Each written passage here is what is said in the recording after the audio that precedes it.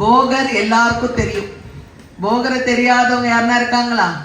பழனியில இருக்கிற முருகப்பெருமான் போகரால் என்ன பண்ணப்பட்டது? பிரதிஷ்டை பண்ணப்பட்ட. எப்படி பண்ணாங்களாம்? எல்லா சித்தமார்களும் சேர்ந்து எங்க பேசிக்கிட்டாங்களாம்? சதுரகிரி மலையில பேசிக்கிட்டாங்களாம். சதுரகிரி மலையில பேசும்போது எல்லாரும் ஒரு கூட்டமா, அப்படி நம்மெல்லாம் இப்ப எல்லாரும் ஒன்று கூடி இருக்கிறோம் இல்லையா, அந்த மாதிரி சித்த பெருமக்கள் எல்லாம் ஒன்று கூடி நின்று பேசுறாங்களாம். கலியுகம் வரப்போகுது, ஏதோ ஒரு அழிவுக்குண்டான பாதை தெரியுது, இதற்கு என்ன பண்ணலாம்? பழனி முருகன் வருவதற்கு முன்னாடி அப்போ என்ன பண்ணலாம், ஏது பண்ணலான்னு எல்லாரும் ஒருத்தர் பேசிட்டே இருக்கும் பொழுது, இப்ப எத்தனை பேர் கூட்டம்? எப்படியும் ஒரு 20-25 சித்தமார்கள் பேசிட்டு இருக்காங்களாம். அப்போ போகருக்கு மட்டும் ஒரு அசிரியா குரல் கேக்குதான், முருகரை நிர்ணயம் செய், நவபாஷாணத்தால் ஒரு சிலையை வடி அப்படின்னு. அத்தனை பேர் இருக்காங்க, அத்தனை பேருக்கும் கேட்கலையா? அதுல கூட பாரு, அருளால் யாரால் நிறுவப்பட வேண்டும் சொல்லிட்டு தேர்ந்தெடுக்கிறாங்க. எல்லாரும் சித்தர்கள் தான், எல்லாரும் சிவனை வணங்குவவங்க தான். போகருக்கு மட்டும் அந்த அசிரி கேக்குதான். அவர் கண்ணை திறந்து பேசி முடிச்ச பிறகு சொல்றாரா, இந்த மாதிரி எனக்கு ஒரு குரல் கேட்டது, அப்படியே ஆகட்டும், நம்ம எந்த போட்டி பொறாமை இல்லை, அப்படியே ஆகட்டும், அதற்குண்டானதை நாம் தேடுவோம் சொல்லிட்டு 9 நவபாஷணத்தை தேடி எல்லாம் கொண்டு வந்துட்டாங்க. தேடிட்டதுக்கு அப்புறம் உருவம் தெரியணும்ல, எந்த உருவம், யார் பார்த்தது சாமிய? நீ பாத்தியா? சரிதான் குரல் கேட்டது. அப்ப திருப்பி ஒரு குரல், உனக்கு நான் காட்சி தருவேன், இந்த டைம்ல இந்த நேரத்துல நீ மௌனமாக தியானிப்பாய் அப்படின்னு சொல்லிட்டு ஒரு அசிரி குரல் கேட்குது. குரல் கேட்டதும் ஒரு ஆச்சரியம், சந்தோஷம், மகிழ்ச்சி. அவரு தவத்துல உட்கார்றாரு போகரு. இறைவன் முருகன் அவருக்கு காட்சி கொடுக்கிறாரு. எந்த மாதிரி? தண்டாயுத பாணியாக.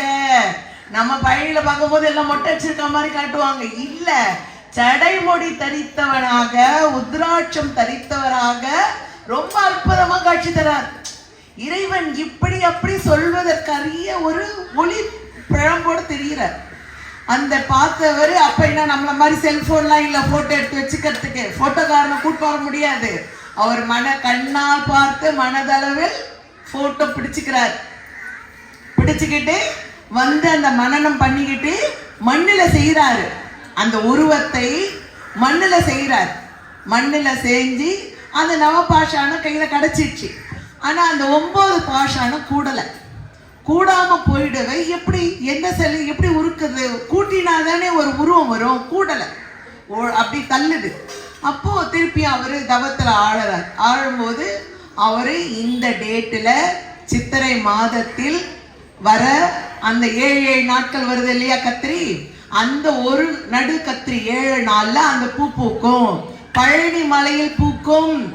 அந்த பூவை பறித்து, அப்ப அது 3 பூக்கள் பேர் சொல்ற, அதை அரைத்து ஊத்துனா கூடும். அதே மாதிரி அவங்க விரதம் இருந்து அந்த பழனிக்கு போறாங்க. பழனியில அதே சித்திரை மாதத்துல பூக்குது. அதை பறிச்சுட்டு வந்து அரைச்சு ஊத்துனது கூடிக்குச்சு. கூடினதும் என்ன பண்ணாங்க, அந்த சிலைய, இறைவனோட சிலை செஞ்சுட்டாங்க இல்லையா, மண்ணுல செஞ்சு தோரம் வைக்கணும் இல்லையா, ஊசி முனை தோரம் துரியம் வழின்னு சொல்றோம் இல்லைங்களா.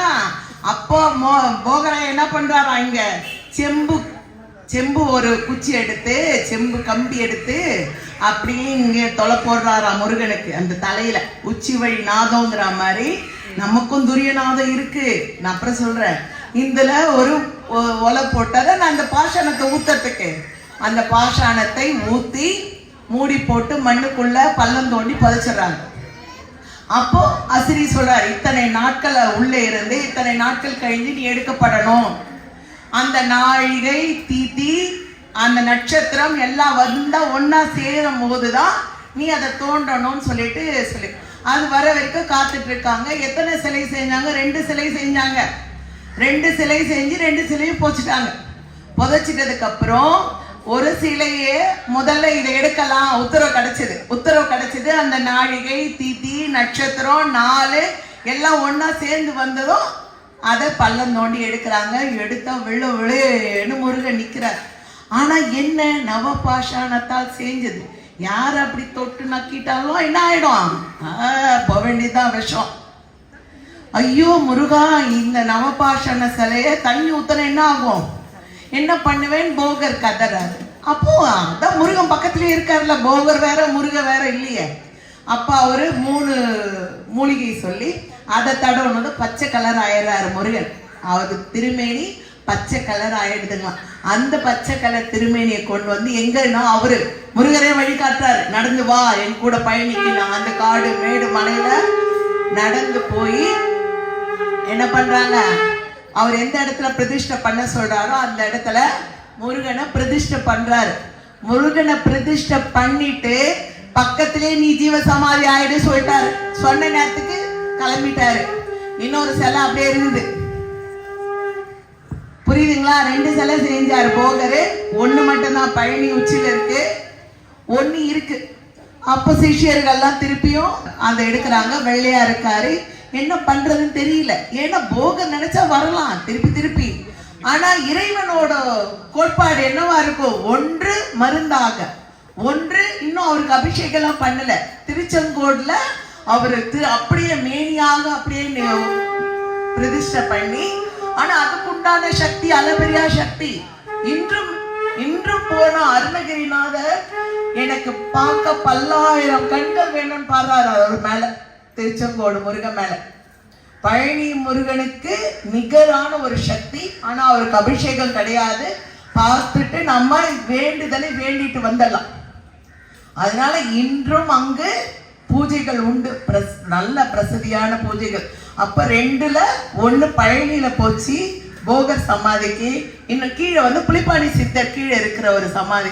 அதனால இதெல்லாம் வந்து பிரசித்தி பெற்ற இடங்கள். நாம எல்லாம் இதெல்லாம் நம்ம போய் பார்க்கணும், அந்த தெய்வத்தன்மையை உணர்ந்துக்கணும். அந்த ஜீவ சமாதிக்கு உண்டான சக்திகளுக்கு உண்டான மனம் திறனும்.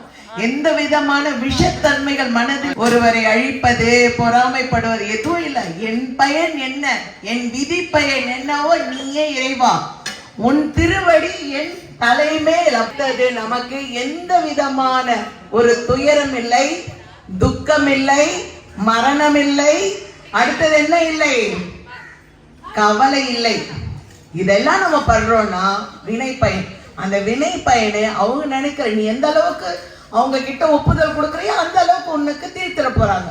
தீர்த்துட்டா நீ என்ன நினைக்கிறியோ அதுவாக போற. நம்ம கையில ஒண்ணுமே கிடையாது. விதியும் மதியும் வேலை செய்வது ஜீவசமாதி அவர்களிடம். அதனால எல்லாரும் அவர்களிடம் ஒப்படைச்சிருங்க, மனமாற வேண்டிக்கோங்க. அந்த சப்தங்களை காதுல கேட்டுட்டு கண்ணை மூடிட்டு பார்க்கணும். கண்ணை மூடிட்டு பார்க்கும் பொழுது இந்த இடம் துடிக்குதுன்னு சொன்னா ஆக்னை துடிச்சிருக்கு, நமக்கு குண்டலி சக்தியில இருந்து ஆக்ஞா வந்துட்டோம், நமக்கு நல்ல ஒரு தியான சக்தி இருக்குன்ற ஒரு அறிகுறி. ஒரு சிலர் நல்ல கண்ணை மூடி அந்த சப்தங்களை உணரும் பொழுது துரியம் துடிக்கும். அப்ப இது துரியம் துடிக்குதுன்னா பறவெளியில் சென்று நம்ம பார்க்கலாம். விசுத்தி வந்தாலே நம்ம நிறைய பார்க்கலாம். இன்னும் இந்த துரியெல்லாம் வந்தா நம்ம நிறைய பார்க்கலாம். நிறைய விஷயங்கள் சித்தர்கள் பேசுறத கேட்கலாம்.